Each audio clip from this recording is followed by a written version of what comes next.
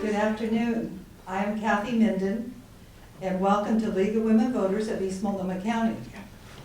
Our public information meeting for April. Today is the day that Mayor Shane Bemis is going to be joining us to talk about the public safety levy. One of the services that the League of Women Voters provides to the community are our public information meeting forums, so that the community has an opportunity to hear about important issues in more than 30-second sound bites. And today the mayor will be speaking to us on the police, fire, parks levy that is coming up on the May 20th ballot. So you should be receiving your ballots in just a few weeks. He'll speak for 30 minutes or so, and then we'll have a question and answer period of about 20 minutes. So the League is pleased to welcome Mayor Shane Bemis today.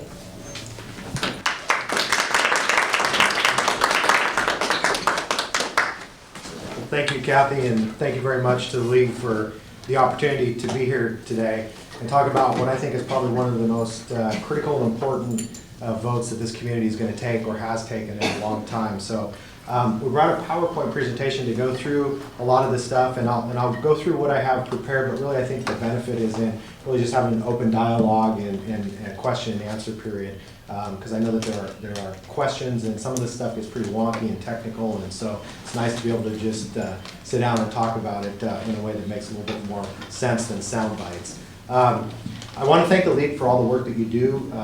It was funny, last June or July, we had our volunteer appreciation barbecue over here in Main City Park.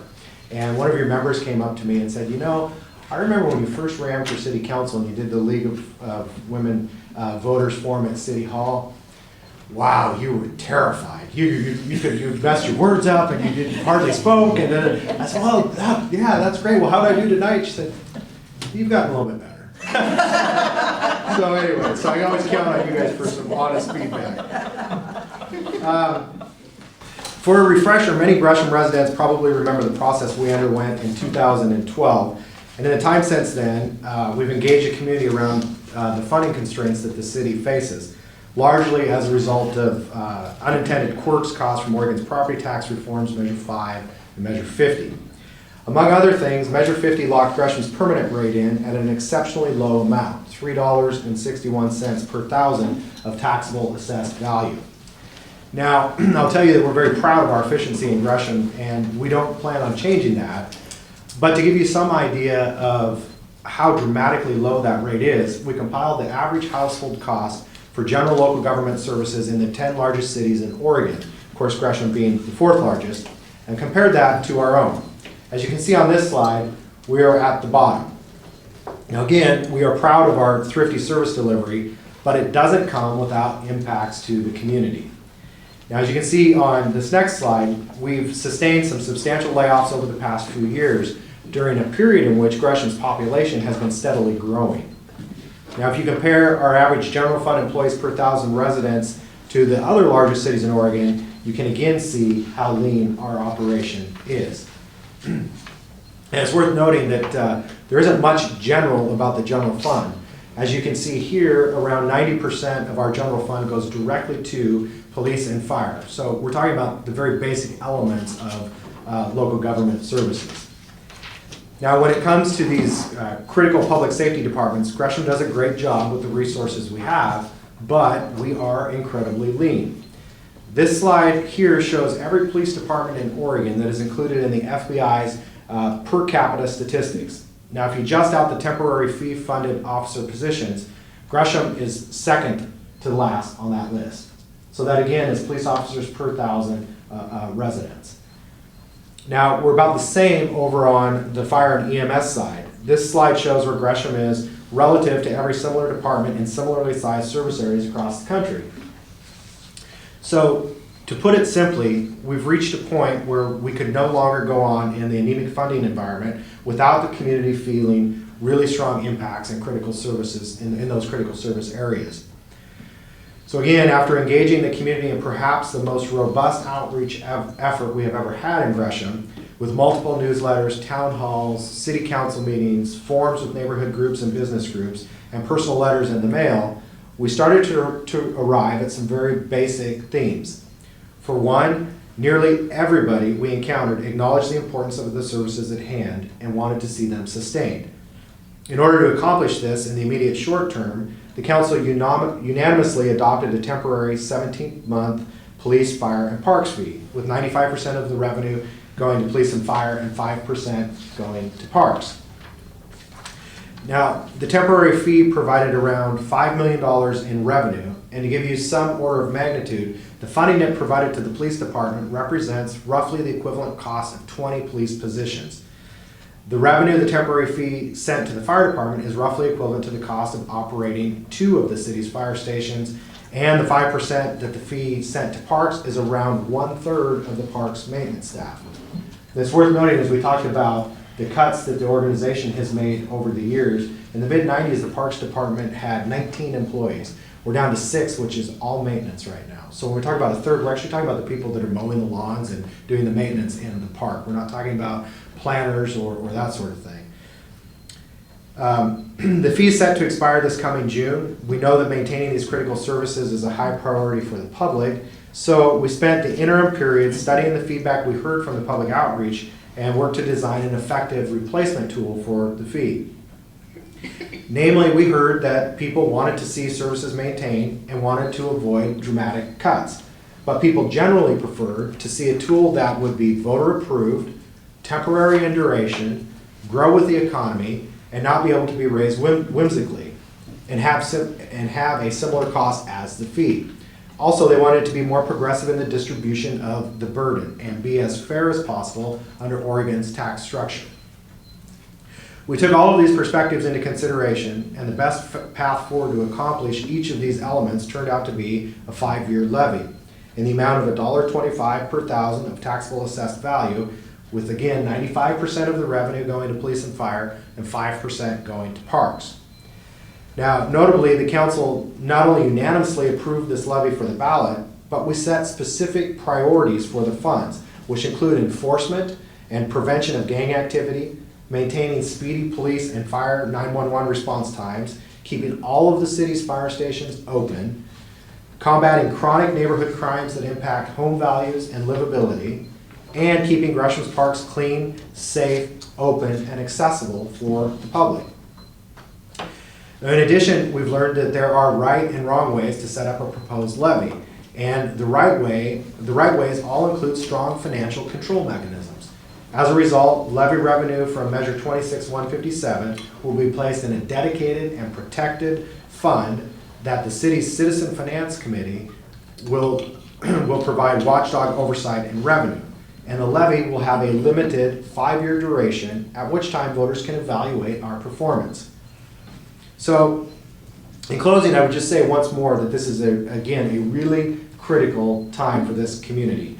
When I came to Gresham right before my freshman year at Gresham High School, I immediately knew that we had something special here. And this community has been tremendous to me and my family in terms of my business and raising my family, and I don't want to lose that piece of what we have.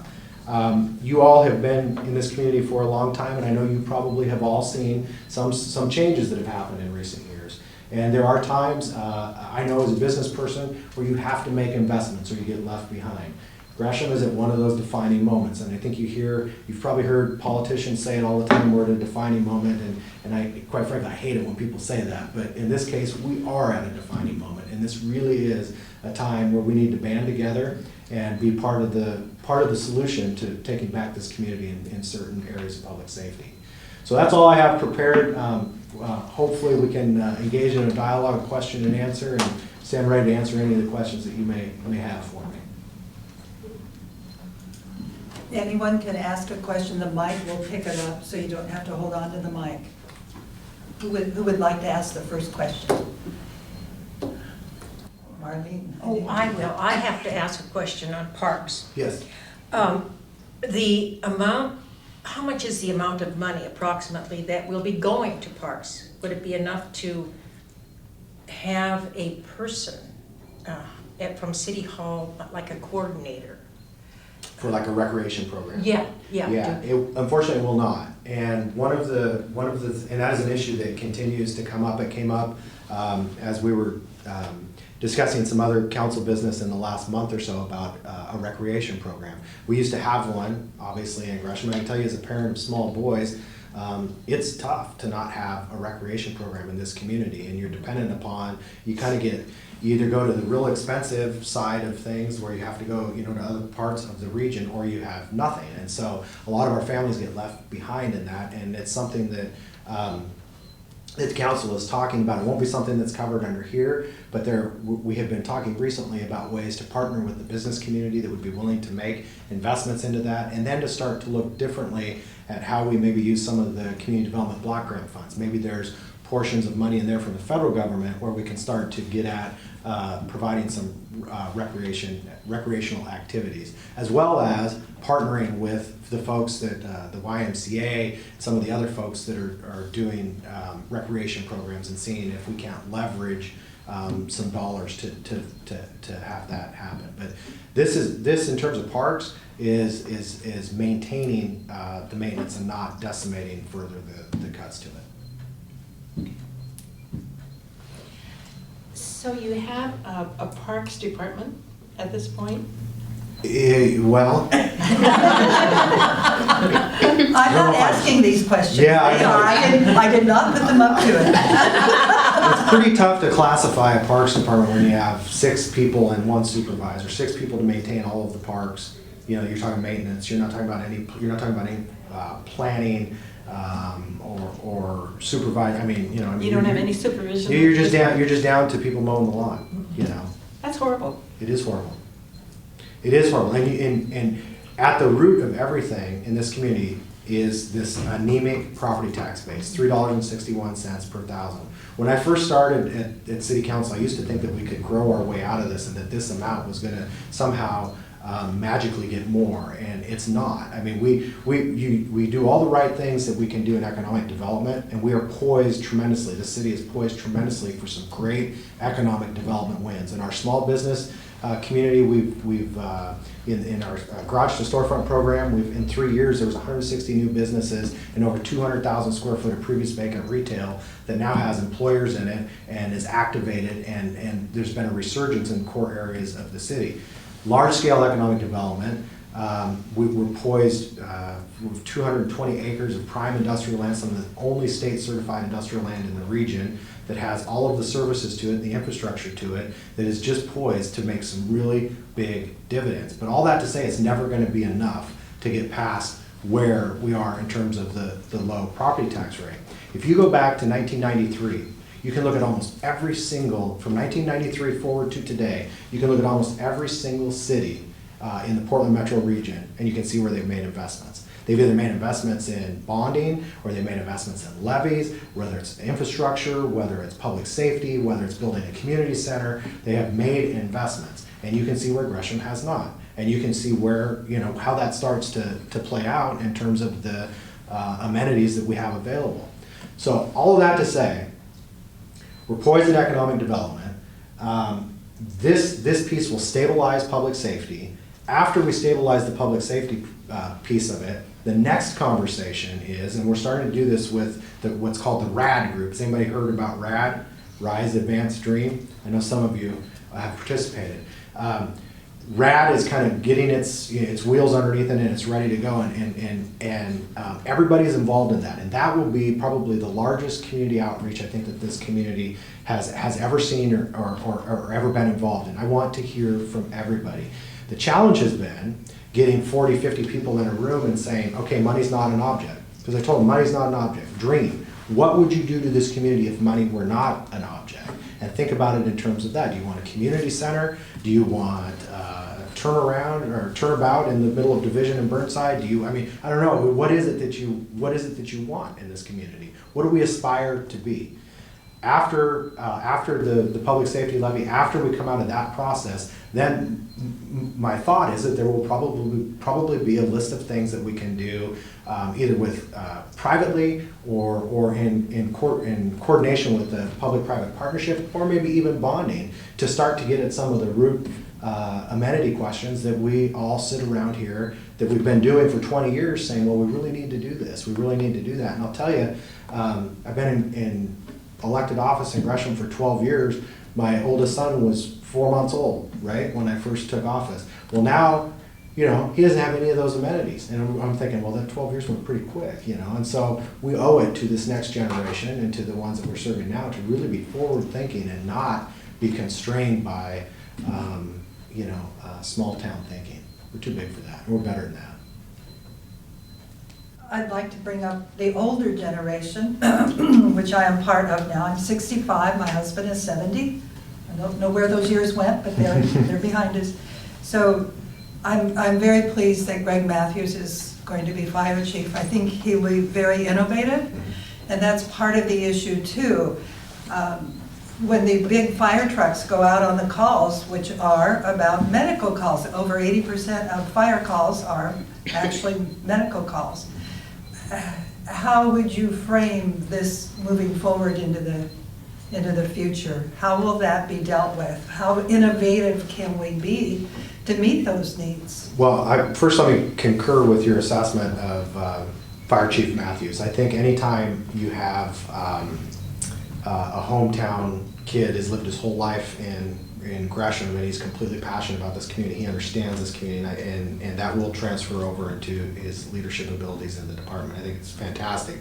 In terms of service delivery, and he's already looking at some of this, there are other organizations across the country and in the metro area that have gone to the smaller vehicles versus rolling out the bigger vehicles. It doesn't probably make a lot of sense to roll out, a $700,000 to $1 million vehicle on every single call. Maybe there's ways to do it better. The problem we've run into is with our minimum staffing. So we have one of the lowest staffing of anybody, again, in the region, and so there's just no way under the current constraint to separate them out. You need to think through that very methodically and very critically, because you are taking with 3 people on an engine, if you put them out, if you put 2 of them in, maybe a truck or whatever, something smaller, then you've got them in different places, and if there's a fire, so there's a whole bunch of things. I know he's looking at it, and I think there's probably efficiencies to be gained there. One more thought. I hear a lot, people say, I live in Gresham and or East County because the taxes are cheaper here. I mean, they purposely think like that. Yeah. And I think, do they not realize not only the amount of time that they're spending in commuting away from their own community and their families, Yeah. plus the high cost of gas and transportation. So how would you address Well, there's this? it's a good point, and there's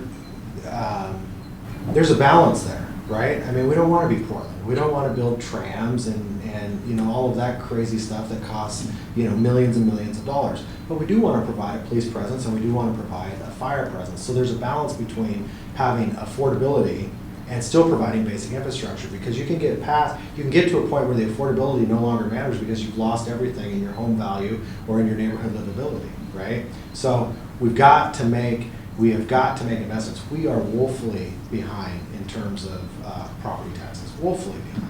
I mean, it's not even, if you look at, again, second from the last in terms of police officers per thousand, yet we're the 4th largest city in the state, and we share a border with, the big gorilla next to us that likes to push stuff our way. We have no ability to deal with it from terms of a resource point. So. Not to be alarmist, but what would be the impact on our public safety police services if this does not pass? Yeah, so the fee represents about 20 police officers. So if you go back to the slide that shows the police officers per 1,000, you're going to take 20 off of that. I'm sure that will probably put us into the very bottom rung. And the real opportunity of having to close a couple fire stations, which means response time, etc. So. With all of the effects from Measure 5, is there any action by the cities and everybody to try to do something about this? The main problem itself with the taxes? Yeah, well, for us, it's a combination of 5, 50, and 47, all three of them. So what I've found is there's very few people that, well, first of all, there's very few people that really understand it. I would say that honestly, there's probably maybe 50 people in the entire state of Oregon that can really articulate and understand with those three measures how they impact local governments. And by the way, each local government is going to be different depending on which trigger is pulled, whether it's compression, whether it's the permanent rate, et cetera, et cetera. So therefore, there's not a lot of people that want to talk about it. And there's not a lot of people, particularly politicians, that want to talk about raising taxes. Even our real liberal left friends don't want to talk about figuring out a solution to it. So I have tried for the last 4 years to highlight what is happening. I know many of you have been at State of the Cities or had communication with me or talked to me one-on-one to highlight the problem and say, look, Gresham, because of our permanent rate being so anemic, we are one of the first to come off of the conveyor belt in this experiment that's been going on for 20 years. And so we wrote a letter. I led a letter from the region's mayors. There's only 2 mayors that weren't included in the letter. One was Troutdale and one was Damascus, to say, hey, Governor, look at this issue. This is really, really, really a problem. And the governor knows it because he talked about it in his last campaign. He talked about how local governments need help, how the system is broken, how it's going to affect every city or county at some point. But yet, nobody wants to talk about it. So our legislative delegation has raised it in terms of, in Salem. But nobody wants to talk about it. It's not politically expedient for people to stand up and talk about the problems or offer solutions. So they leave it to the Republican mayor, I guess, to talk about raising taxes, and I'm okay with that. Where does League of Oregon Cities stand on the issue? Well, we have pushed the league. I used to be on the board and pushed them to talk about it. They're all in, but you got to remember, people get very, and rightfully so, organizations, lobby groups get very politically calculative into, well, we think we can get this piece this time, this piece this time, this piece. Pretty soon you're 10, 15 years down the road. They have, in the last probably 2 years, they have become as aggressive as I have seen them on the issue. But again, for us, it's local control. It doesn't make any. I firmly believe that this is going to pass. I really do. I think I have seen support come out in this community like I've never seen before because we all recognize the problem. I believe that if we have the ability to say, okay, residents of Gresham, for $1, to your permanent rate, we can add this, this, and this, and provide this service. I think Gresham residents would say yes. Now they're going to be rightfully skeptical, as they should be, and you're going to have to prove to them that you need the money, and here's why. But we don't even have that ability right now under the current property tax system. So we have $3.61. That's what we have. It's going to grow at 2% maybe a year, while every other cost indicator grows at double that. And so the lines will just are never going to get together under this current system. So what you have is governments, whether they're local, county, whatever, that have all come up with different fees associated that they can levy as a funding mechanism. And so we've got this patchwork of some cities have utility fees. So now we're going to send you a bill to maintain your roads instead of collecting it in a property tax. It's kind of a crazy way for service provision and we'll keep pushing at the state level. I'm just not that hopeful that that the solutions are going to come from the state. Well, you're leading toward total tax reform in Oregon. Yes. is the underlying issue, Yes. and we all know that. What do you think is the political? I don't want to stray too far from Gresham's defining moment. Yeah. But that's part of the overarching issue is voters need to understand the Oregon tax system is just not working. It's not. It's not working for the local governments, but it's also not working from the state's perspective. I mean, when you talk about funding a state on personal income tax that goes like this, and your services, so when you need the services the most, when people aren't working, you have the lowest amount of revenue. It seems awfully ridiculous as a way to commit to education, or people need education the most when times are tough, and you don't have it, you have less money because your system is based completely on personal income tax. I mean, there's no question that this state has some issues to tackle in terms of property tax reform.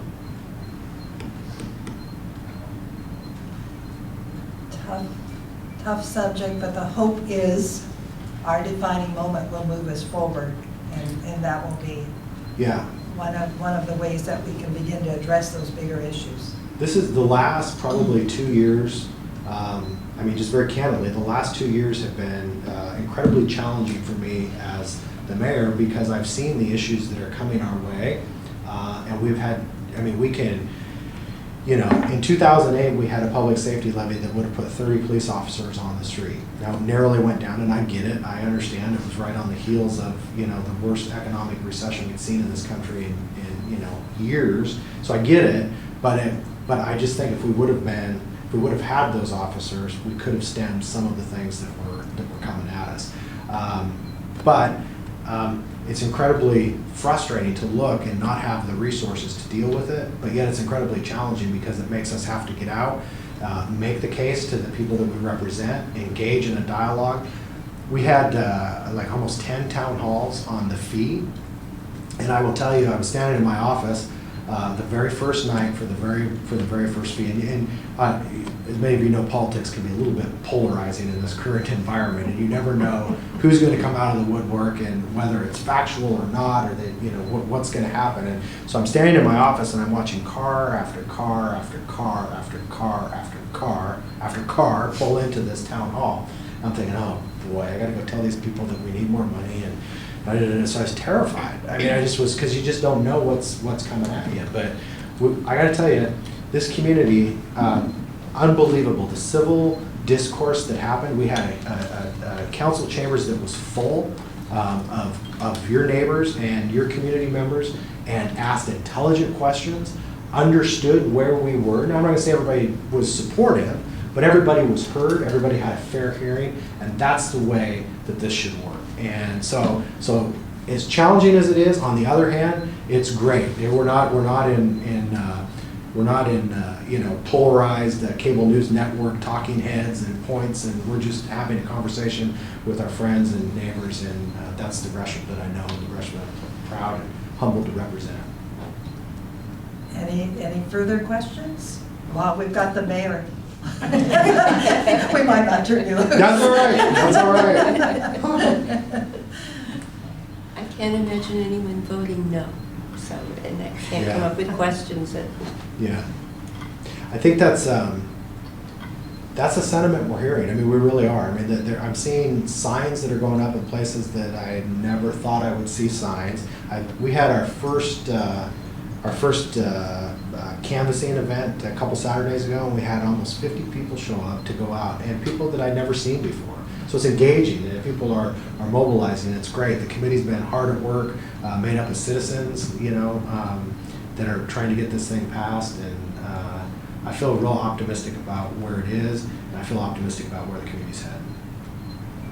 Before we conclude, how would a citizen contact the committee or get in touch if they want to put up a yard sign, want to go out and put door hangers on? I'm going to be doing that. I have Saturdays are already committed, but I did make arrangements with Joan to get mine. So how would somebody? Citizens for a safer Gresham dot. No? Keep Gresham. Oh, sorry, I'm one election back. KeepGreshamSafe.org. Yeah, KeepGreshamSafe.org. And everything is listed there, and there's canvassing that's happening every Saturday, so. Well, besides parks, can you fill us in on what else is happening with the city of Gresham? Yeah. I know you've cut a lot of people and Yeah. a lot of departments. Where do we stand as far as our main administrative part and our support? Well, it's interesting, you talk, the slide on the employees. So Gresham, many of you will remember that tax activist Don McIntyre was a resident of Gresham. And so some of the things that got into our charter were, which by the way, his measure doesn't necessarily affect us as much as the other two do. But when you talk about, this is our employees per 1,000 residents. So in our charter, led by some of the activists, in our charter we have that we cannot have over 5 point, we have, we've never hit it in my term, so it doesn't matter, but like 6 employees per 1,000. So at the time, that was the conservative, this is the line, this is really conservative if we have 6 employees per 1,000. Well, we're like half of what, more than half of what that was. So that has real consequences and real struggles. Now, we're fortunate that we have an exceptional city manager. We have one of the best city managers in the entire state, and I would say in the entire country. We're fortunate to have him. And in fact, it was validated by the League of Oregon Cities, gave him the highest honor, kind of the Hall of Fame for city managers was awarded to our city manager, Eric Kavarston. So he has done a great job of keeping folks all moving down the same track. It is difficult because our employees are doing way more with way less than most. I mean, to give you some indication, our general fund is about half of what Hillsborough's is. Half. Yet we are bigger and I would say have probably more public safety issues in terms of certain areas of the city than they do. So our people are showing up, they're working hard, and they're very responsive. I'm proud of how responsive our organization is in terms of citizen communication. I think if anybody's had the opportunity to have to contact City Hall, you'll always get at least we hope that you will always get a great response from the people that work for you. And if you don't, then you need to tell me, because I'll give you a response.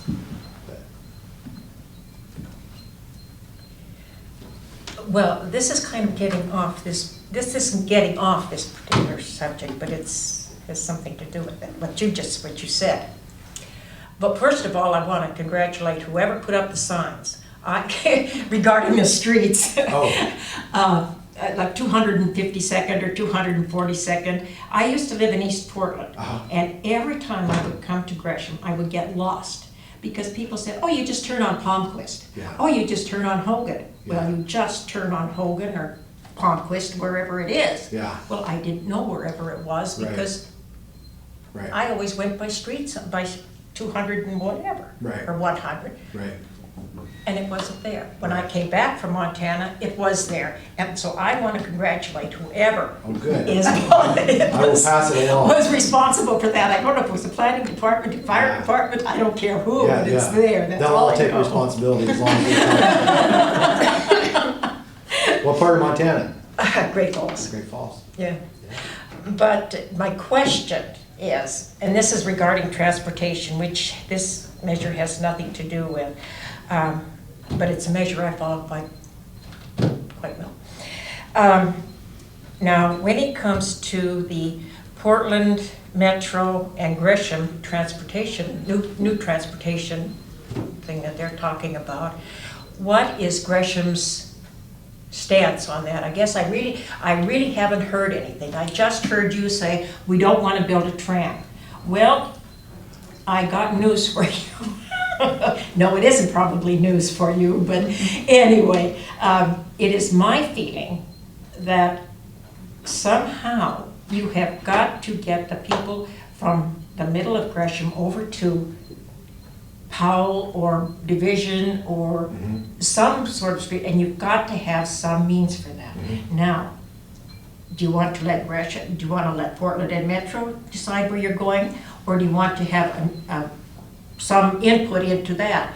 If you want to have some input into it, get somebody there who will put input into it. Now, are you referring to the high capacity transit I'm corridor referring on to the Powell? Division Powell corridor. Right, so that study is underway. Yes, And the I citizen, know. are you on the citizen committee? Okay, so we have representatives that are on the citizen committee, as well as the technical advisory piece of it. Our technical folks are involved in it. When that first came out, it was, we want to run light rail down Powell. Right. And I heard from a lot of your friends and neighbors that said, no, please, no, please, no, please, no. And so, we raised that issue with Metro and the technical folks at the time to say, probably not another train, but let's look at maybe bus rapid transit, the improvements to Powell. There's no question that Powell from 205 East has been forgotten and left behind. And it's almost unconscionable. And so as that discussion starts to happen, we do have people that are engaged in that. But if they're not showing up, let me know. Well, they're not showing up, or they're Okay. not making their voice heard, one or Okay. the other. Okay, But okay.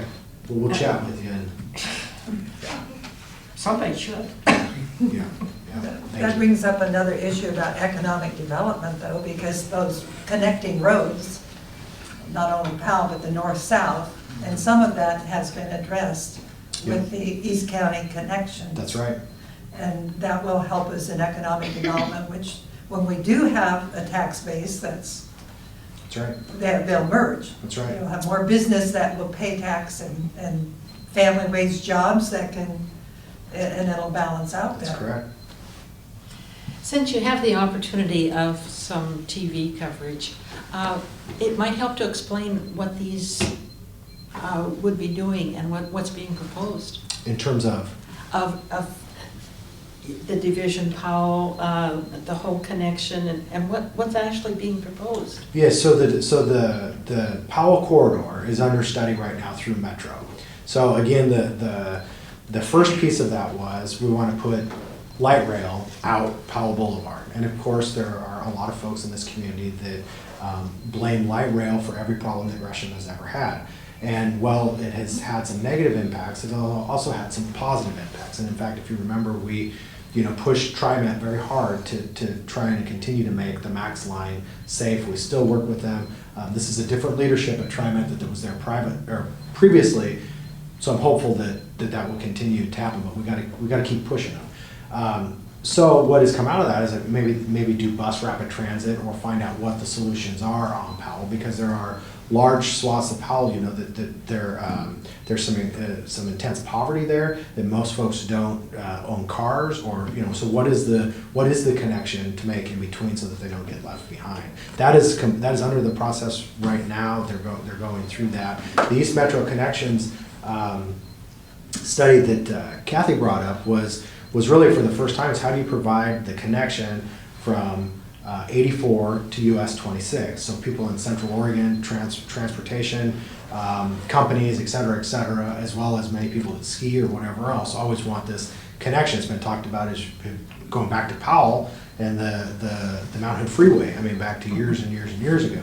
So finally, the four communities were able to come together, Wood Village, Troutdale, Fairview, and Gresham, and rally around a plan that made a connection or enhanced a connection between 84 and 26. So the communities came together, they supported it jointly, were able to get funding for the corridor study through JPAC at Metro, which was unusual for the west side to see the east side come together. I think they like it when we're kind of going like this and nobody's paying attention because they can rake up all the money. So pretty soon they were the ones doing it this time, and we were all together, and the money came through. So that'll start to again provide that connection. In terms of economic development, we have 2,200 acres out off of Highway 26 called Springwater. Well, again, as you start to talk about how do you provide the services out there, infrastructure, there's no infrastructure, there's no roads, there's no water, there's no sewer.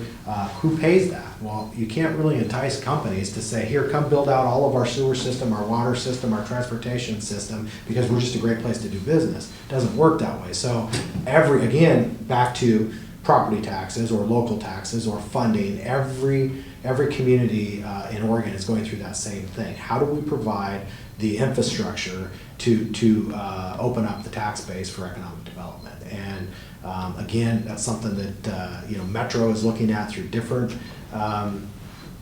committees. There are some successful cities that have done it through a private partnership with a little bit of tax money and then some borrowed money from corporations, et cetera, et cetera. I don't know if that's the best way to go yet or not, but we're trying to weigh all of those out so that we can provide the right opportunities for the community. The biggest problem is most people have no idea what's going on. Well, there is that. You know, I mean, we struggle with this all the time because people are busy. I mean, you're raising kids or you're retired, you know, whatever it is, and you're busy. And so now, how do you get your news? I mean, you don't get it in the traditional way that we always received it. So I always ask folks, where do you get your news? And it's just fascinating. Some people, I mean, websites I've never heard of that are, you know, giving news. It's not the same. We have no shared experience anymore of opening up the newspaper all in the morning and going to work and talking at the water cooler about, hey, the city wants to do this. What do you think? You know, so we have tried different aspects. You know, our newsletter. We've tried to really enhance that and get information out. We've tried to use social media, both in terms of the organization. I use it to try and get stuff out. Twitter, I fought it and fought it and fought it and fought it, and still, you know, I can still get stuff out that engages folks, and so it's a different dynamic. Trying to figure out how to communicate is different than it's ever been before. And I do appreciate it. Good. There's no what was it, Huntley Brinkley report? Yeah. I'm of the age to remember that one. Yeah. Well, there's few places you can go anymore and just get unbiased, centerline thought. You know, folks either tune in to one side or the other, and you don't. Sometimes you just don't get that critical thought that you hoped folks will get. But Any last question, and then if the mayor would like to make a closing statement, or? I do have one more. As far as the gang problem is concerned, are you seeing anything that is really changing that, or is it just going on about the same? yeah, so new for us. We hired a gang outreach worker, so that was a big first step for us. I mean, we said we've got to have somebody independent of the police department that knows a little bit about gangs and knows a little bit how communities address gangs. So about 3 months ago, we hired a full-time gang coordinator who's starting to make progress in terms of tracking down federal money, tracking down grants, tracking down some of the systemic issues that go into gangs. And we know that a lot of the social service organizations have already, are already operating or providing services in West Gresham and East Portland. And so, they're trying to get at the kids early, which I think is incredibly important. Boys and Girls Club has going to break ground on a great new facility on Start Friends of the Children, which is a fabulous organization that has something like an 80% success rate with their kids. They have one mentor to a kid that stays with them for 12 years. And so it's a commitment. Once you commit, you're with that kid for 12 years. And I think they have an 80% success rate of kids that go to college. And where is this? Well, they'll be at the old PAL Center. Oh, okay, but is it operating now? It's not. Well, they're out here, but they're not.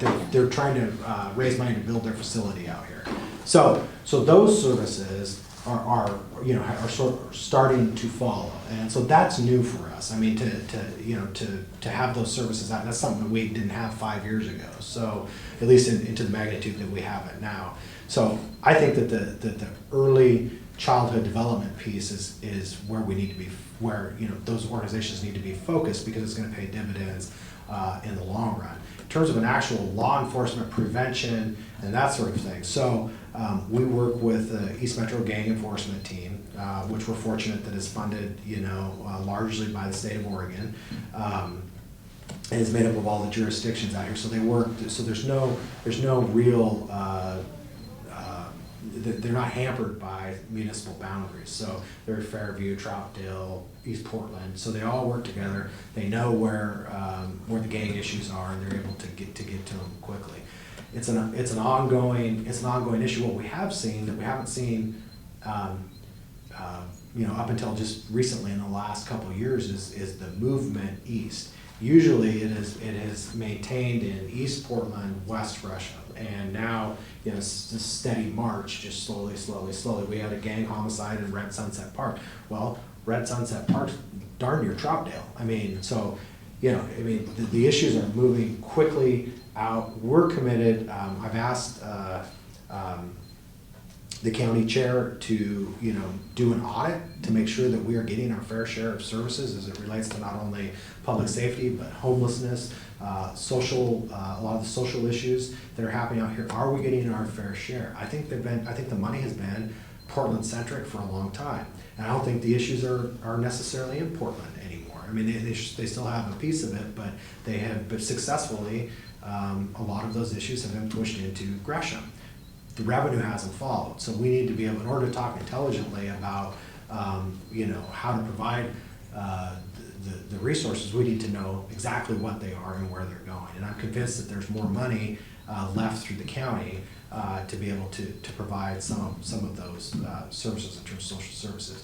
But you have a county chair's race coming up that's on the same ballot, and there's two folks that are running. And if I think that's a valid question for them. What is your plan for East Portland? What is your plan for Gresham? What is your plan for homelessness? I mean, I know that many of you have seen an increase in homelessness in our city. That's something we didn't deal with, so to speak, 5 years ago in terms of the magnitude that it is now. So again, with limited resources, it's tough to get at those things. So my hope is that we can include all of our partners and provide, figure out where the appropriate amount of resources are and get them to the right folks that can start to make a difference. With the amount of low-income people being displaced and coming east, I know this is creating a problem. And of course, the Rockwood area is such a big area. Have you seen any impact since there's the presence of the police or the police station down there? It's hard to measure. I mean, they've just been open a relative short amount of time. So hard to measure what crime statistics can be hard because you never know what you're not. It's never reported what you've prevented, right? Because you just don't know. So I can tell you that a lot of times perception can be a big thing too, and just the perception of having that safety facility there and the police officers in and out starts to change the makeup of that corridor. It starts to change whether or not people want to invest in businesses or set up shop. So I think some of those immeasurables are kind of tough to quantify, but I got to believe that it's making a positive difference in that community. We had the wind walkers through on Saturday. We were at the Children's Garden, and so they walked all the parks in West Gresham, and the comments I heard was, wow, Rockwood looks great. Yeah. And it wasn't what they expected. Right. And that goes with part of that perception issue.